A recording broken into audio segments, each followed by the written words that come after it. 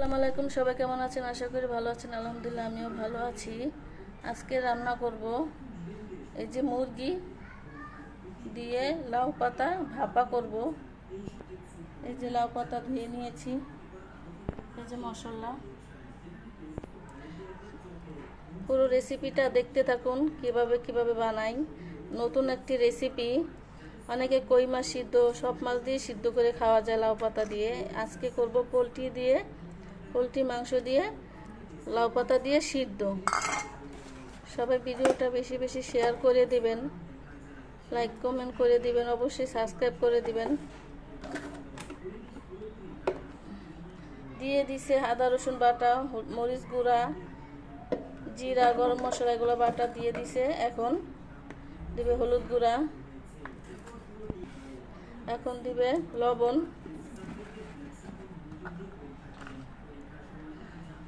সরিষার তেল,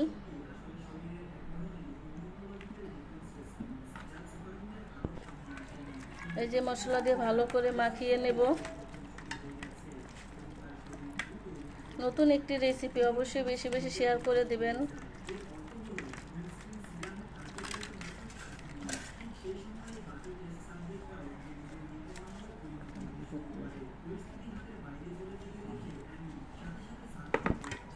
এই যে এখন মুরগিগুলো দিব ভিতরে।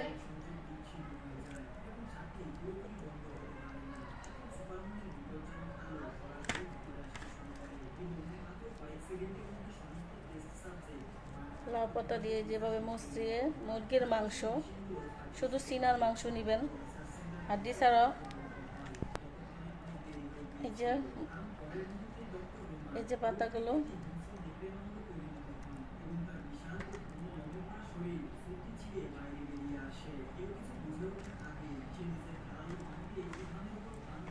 মুরগিগুলো লম্বা লম্বা করে সাইজ করে নিয়েছি, সেটা দিয়ে সিদ্ধ করব।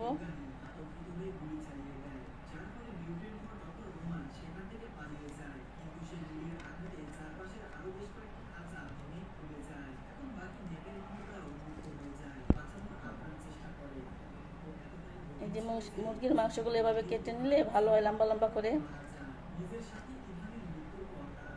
মশলা দিয়ে শুধু এক পিস হলেই ভাত খাওয়া হয়ে যাবে। লাউ পাতা দিয়ে মুরগির মাংস সিদ্ধ বলতে পারেন, ভাপাও বলতে পারেন।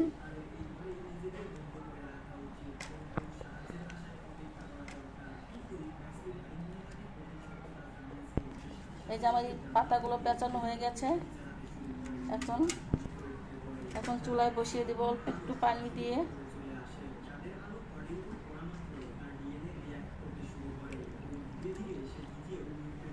চলুন এখন চুলায় বসিয়ে দিই।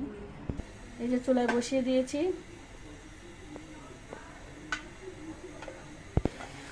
দেখুন এই যে আমার মাংস ভাপা, দেখছেন কি সুন্দর হয়েছে। এক পিস নিলে ভাত খাওয়া হয়ে যাবে। কিছুক্ষণ পর তো দেখবো পাতা নাই, মাংস পড়ে আছে। আমার বড় মেয়ে অনেক পছন্দ পাতা, দেখছেন। কেউ ঝোল ঝোল হলেও খেতে পারেন, কেউ একটু শুকনাও করতে পারেন। আমি মাখা মাখা ঝোল ঝোলই রাখবো। এখন নামিয়ে ফেলবো।